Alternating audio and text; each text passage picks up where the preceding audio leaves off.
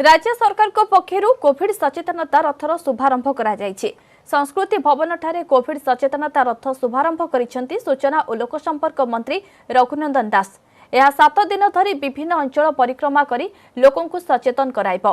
एही अवसर में मंत्री रघुनंदन दास कहिसेंती 8 मास हेला ओडिशा रे कोरोना संक्रमण होइथिले भी मुख्यमंत्री दूरदृष्टि पई स्थिति नियंत्रण रे रहिছে।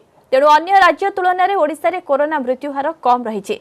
ए रथ बालेश्वर, जाजपुर, केन्द्रापड़ा, कटक, जगतसिंहपुर, गंजाम, खोर्धा और भुवनेश्वर महानगर निगम अंचल परिदर्शन करिब। 7 दिन धरी एही रथ परिक्रमा समय प्रति जिलार लोकदल सामिल हेबे।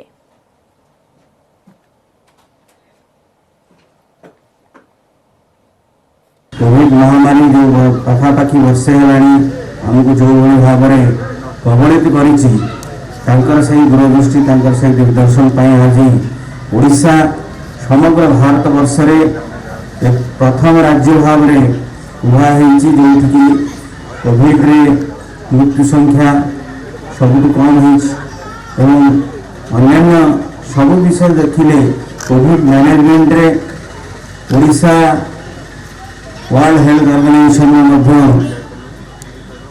दृष्टि आकर्षण